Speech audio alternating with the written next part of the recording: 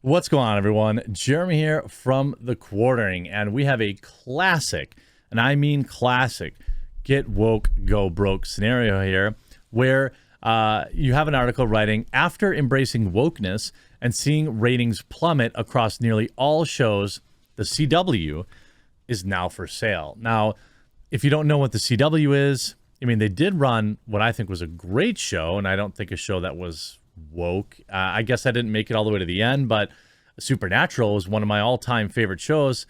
I still haven't finished it, but great show. I never really saw it as being quote-unquote woke, but maybe it did get that way in the end. But the CW is also the network of Supergirl, Batwoman, these type of superhero shows, and various other programs. And the network has not made a dime since 2006. The CW has not been profitable since it was formed in 2006.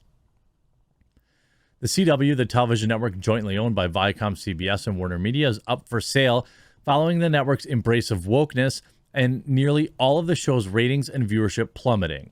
It was first reported by the Wall Street Journal that both Viacom, CBS, and Warner Media were exploring the option of selling the network. Why would anyone buy it?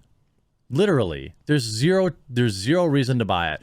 What's going to happen is Hulu or Netflix or Amazon will pick up the two programs that are actually profitable, and they'll end up over there, and then you'll be getting the scraps. Joe Flint, AT&T's Warner Media and Viacom CBS Inc. are exploring a possible sale of a significant stake or all of the CW network, which they jointly own, according to people familiar with the matter. Flint went on to write, among the suitors is Nexstar Media Group, the nation's biggest broadcaster and a large owner of affiliates of networks, the people close to the talk said. The report was all but confirmed by CW boss Mark Pedowitz in a memo he sent to CW employees that was obtained by The Hollywood Reporter. In the memo, Pedowitz wrote, I'm sure you've all seen the recent speculation in the press around the CW. I want to take the opportunity to address with you directly and share with you what we know. First, as many of you are aware, over the past year or so, this transformative time in our industry has led to a series of business activity across the media and content companies. Given the environment right now, Viacom, CBS, and Warner Brothers are exploring strategic opportunities to optimize the value of their joint venture in the CW. It's too early to speculate what might happen, but we promise to keep you updated as we learn more. Yeah, they only updated you after it became publicly available information, but sure. So what does this mean for us right now? It means we must continue to do what we do best, make the CW successful, hasn't been successful literally ever, and vibrant as we've always done. We have a lot of work ahead of us with more original programming than ever. This season's expansion to Saturday night, our growing digital and streaming platforms, and we thrive when we come together and build the CW together. He also has had apparent confirmation of the original Wall Street Journal report comes as pretty much all of the CW scripted shows have seen their ratings plummet. As TV series finale reports, Walker, their best series, has seen viewership decline by almost 30% year over year. Its average views per episode is currently just 934,000 and has a 0.12 rating in the 18 to 49 demographic. I feel bad because I like the main actor, obviously another Supernatural actor. They never should have remade Walker. And quite frankly, 934,000 views per episode is pathetic. I get more views than that practically every day. Walker isn't the only series to see a ratings nosedive. The Flash dropped by over 12% year over year. All American declined by 18%. Batwoman, whose ratings were already in their toilet, still declined by 10%. Legacies by 30%, Nancy Drew by 30%, Riverdale 35%. The only shows to see boosts in viewership in 21 to 22 are DC's Legends of Tomorrow, 25% increase, and Dynasty, a 30% increase. However, DC Legends of Tomorrow is still only averaging 522,000 viewers per episode, and Dynasty is averaging a pathetic 345,000. The decline to their show's ratings across the board is not isolated to the current season of television. Only two scripted shows in 2020 to 2021 did not see their ratings decline. Those shows were Tell Me a Story, which was canceled anyway, and Wellington Paranormal, which averaged a whopping 200,000 viewers per episode. The constant decline was seen during 2019-2020 season, only Whose Line Is It Anyway and All American saw viewership increase. I mean, these shows, if we go back to 2019 to 2020, The Flash dropped 30%. Supernatural dropped 30%. Batwoman wasn't existent yet, I don't believe, or hadn't yet aired. Legends of Tomorrow down 20%. If we look at last year, Superman and Lois was new. The Flash, 50% viewership drop. I mean, Supergirl, 53% drop. Batwoman, 54.7% drop. Riverdale, I'm not familiar with. DC Legends of Tomorrow, down 62%. Black Lightning, down 50%. These shows are all just garbage. It's not necessarily the subject matter either, to be totally honest with you. It's trash writing. The whole idea that, when Ruby Rose quit Batwoman, that they were going to bring in, a strong independent woman who didn't need no man, but also liked dating women, Javicia Leslie or whatever her name was. I don't think that she was inherently a bad actress.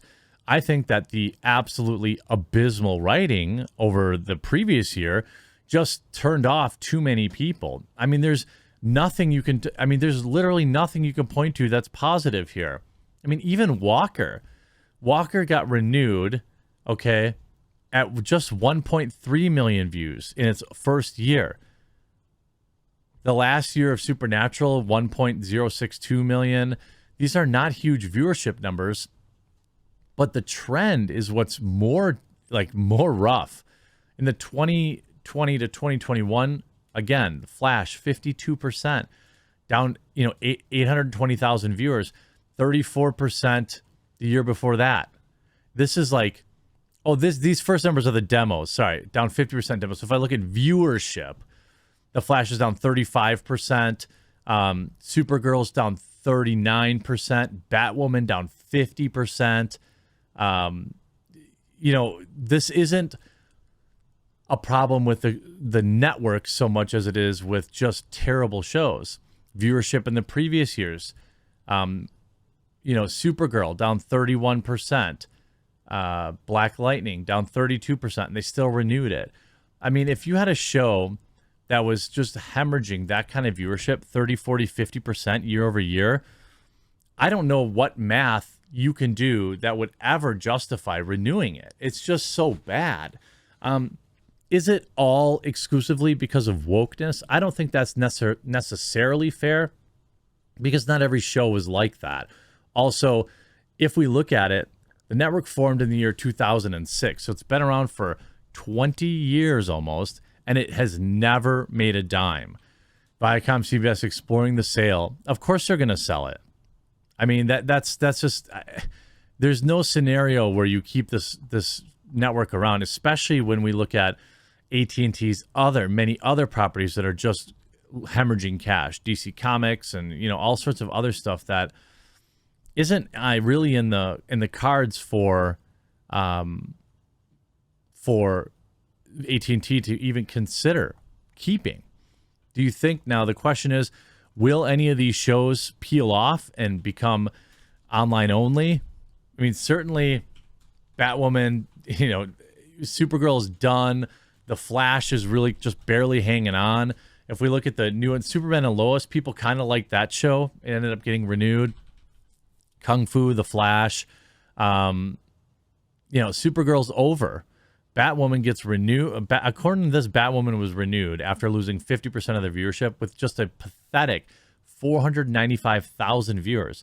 Now, for any regular YouTuber, that's pretty good. But for a major television network, I mean, people falling asleep in front of the TV generally get higher viewership than that. Like the late show with whatever his name is probably beats that number. So, it's sad because these shows could have been good, but it was like they took regular superheroes and they wanted it to be, viewed by teenage girls or something like that, because they never appealed to me. I don't know. I didn't watch The Flash, so maybe that was okay, but certainly Batwoman and Supergirl. I mean, remember the Leroy Jenkins clip from Supergirl? Yikes. Hope you enjoyed this video. We'll talk to you again real soon.